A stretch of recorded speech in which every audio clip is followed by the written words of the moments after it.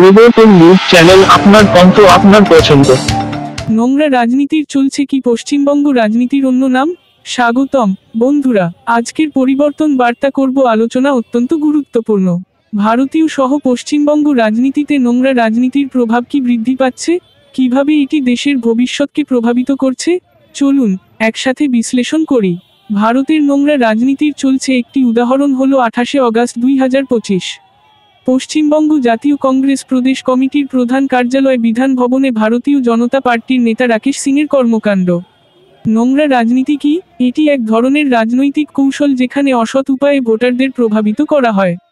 অপবাদ, মিথ্যা প্রচার এবং ব্যক্তিগত আক্রমণের মূল উপাদান। ভারতীয় রাজনীতি কি এখন এভাবেই পরিচালিত হচ্ছে? প্রধান কার্যালয়ে যত ছবি ছিল, সবাইকে আগুন লাগিয়ে দেন।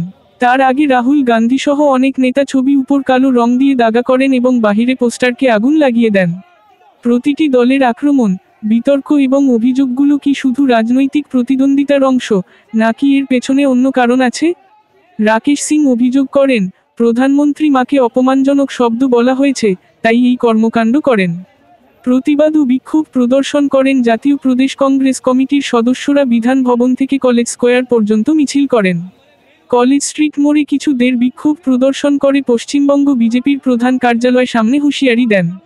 আইনজীবী শম্পা ঘোষ বলেন, এই নির্বাচন বছরের নীতি নির্ধারণের নোংরা রাজনীতির জন্য বিজেপি নেতা রাকেশ সিংকে ক্ষমা চাইতে হবে, অন্যথায় তার বিরুদ্ধে আইনি ব্যবস্থা নেওয়া হবে।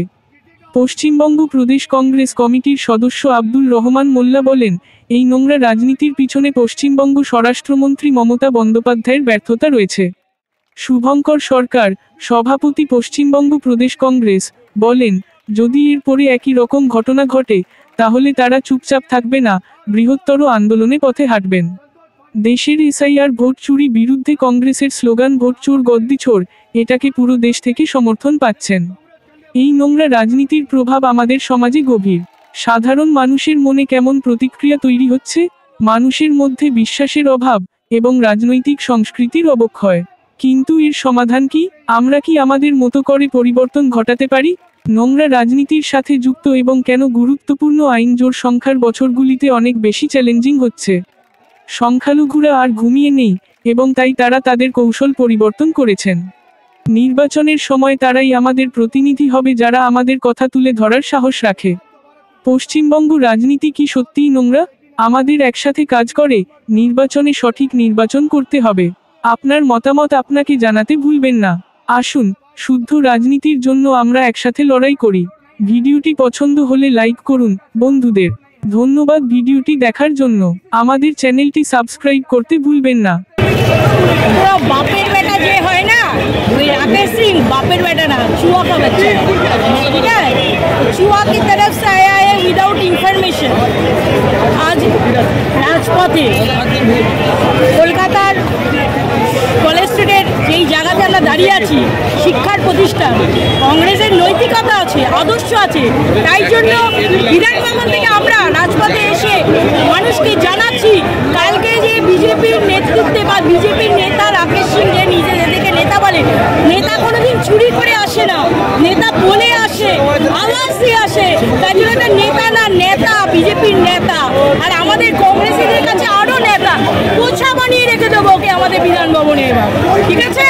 পোছা বানিয়ে রেখে দেবো।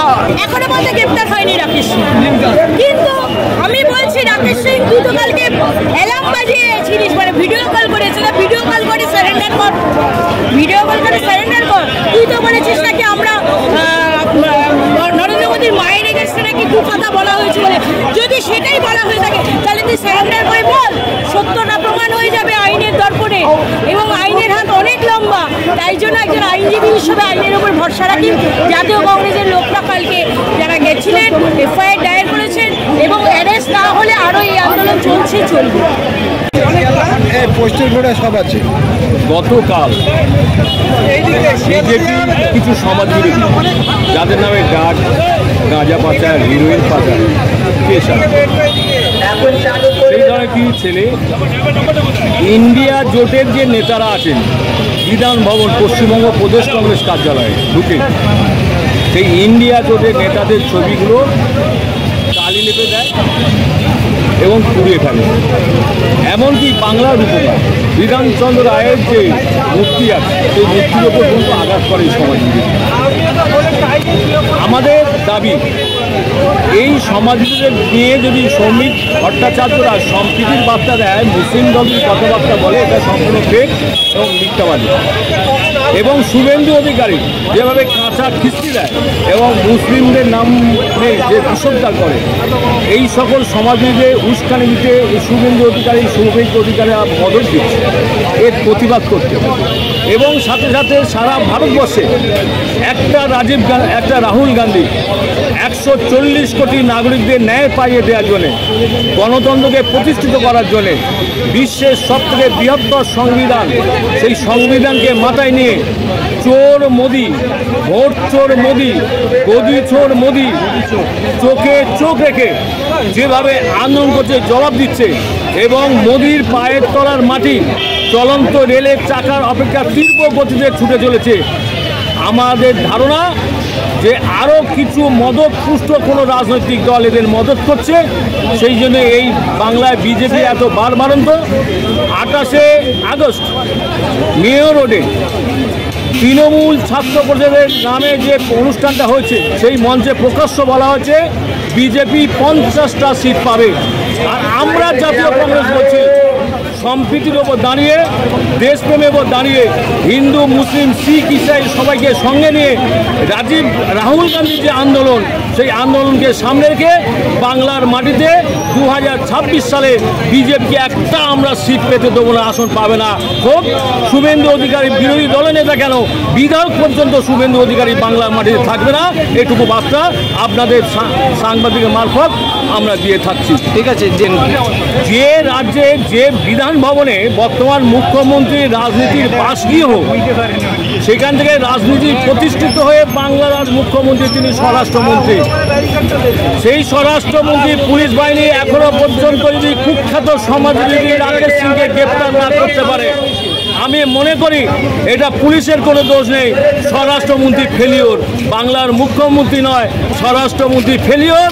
একটা সামান্য কুখ্যাত সমাজবিরোধী হিরোইন পাচারকে যে গ্রেপ্তার করতে পারে না, স্বরাষ্ট্রমন্ত্রী থাকা অধিকার আছে বলে আমরা কংগ্রেসীরা মনে করি না।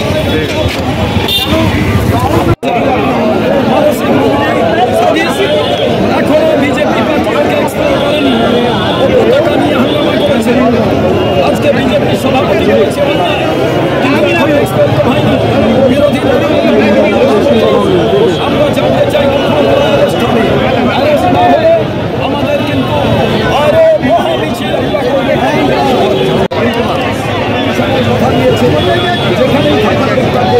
আমরা দেখতে চাই।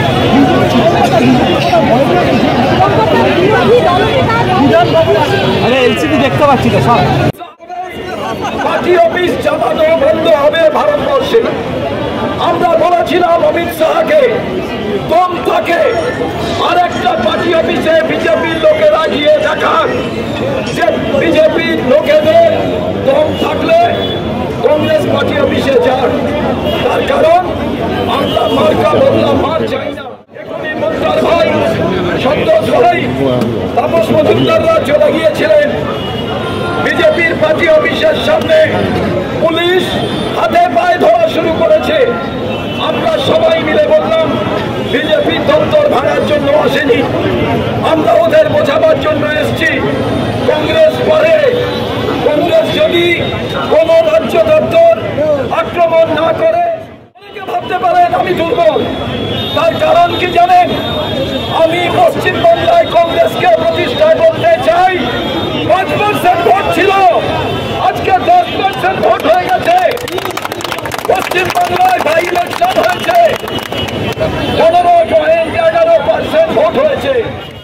বিজেপি দল ক্ষমা চেয়েছে, তারপরেও আমরা জানতে চাই বিরোধী দলনেতা এখনো তাকে নিয়ে ঘুরে বেড়াচ্ছে। তাই আমরা আগামী দিনে আমাদের আন্দোলন থামবে না। আমরা বার্তা দিতে চাই কংগ্রেসের দিকে। গতকাল আর আজকে আপনারা দেখলেন, আমি আর বেশিক্ষণ রাস্তা অবরোধ করে রাখতে চাই না। সবাই মিলে আপনারা বাড়ি ফিরে যান। আমাদের এই লড়াই চলছে, আমাদের এই লড়াই চলছে। রাহুল গান্ধী জিন্দাবাদ। জয়